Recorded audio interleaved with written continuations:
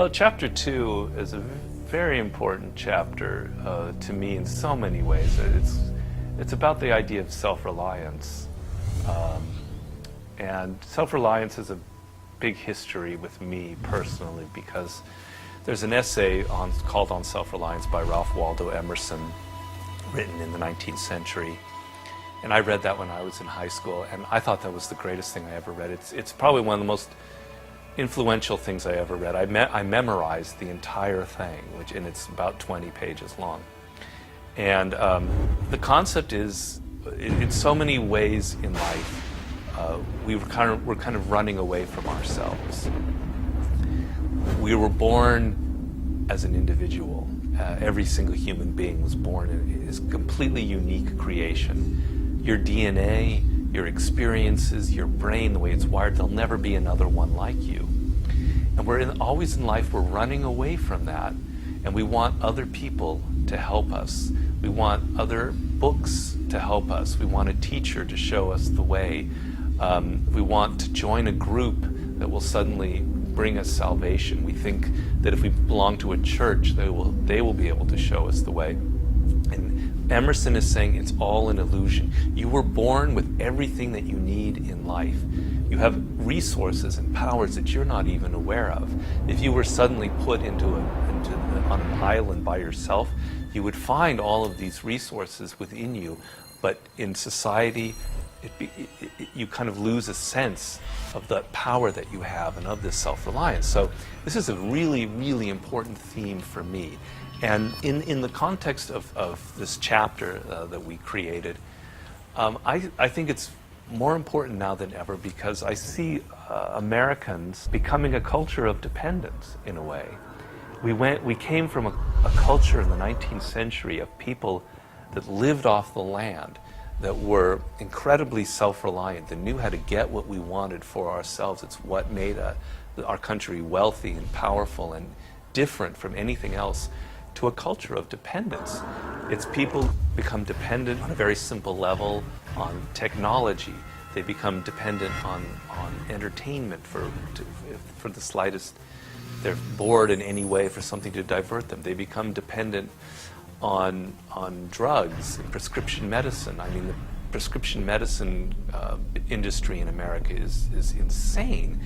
How many people are being prescribed these drugs for the slightest thing?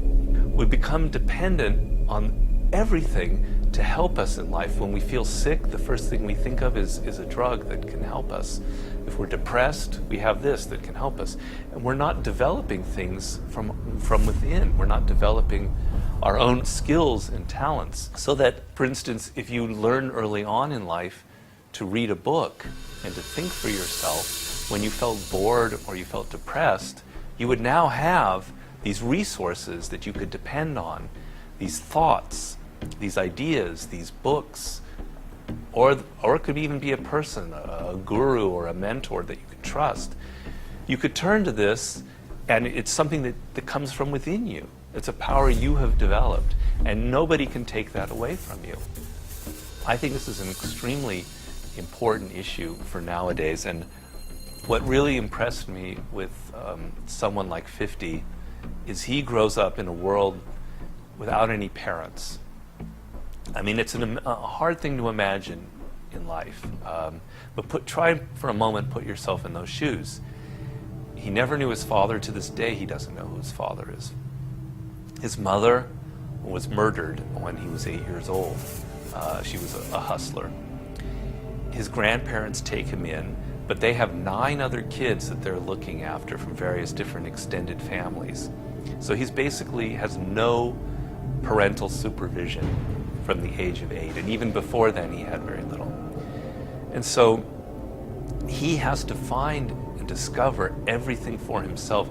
He can't depend on other people to give him anything. They won't give him money, they won't give him clothing, they won't give him education. And so he, on his own, as if that metaphor of being on a desert island is his life. He's on a desert island. He has to develop everything for himself, and he does. And that is what has made him a person of incredible power now. He doesn't feel dependent on anybody or anything. He knows that if anything goes wrong in life, He has the resources within himself to find the right answer. And so I think this is an idea that applies to an individual, it applies to a company, to a leader, to a CEO, it applies to relationships. Self-reliance is, to me, the most, if you're going to develop anything in life, that has to be it. That's the most important skill.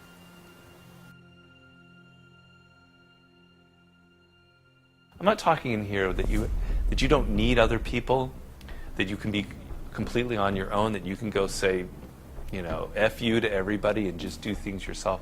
That's not at all the case.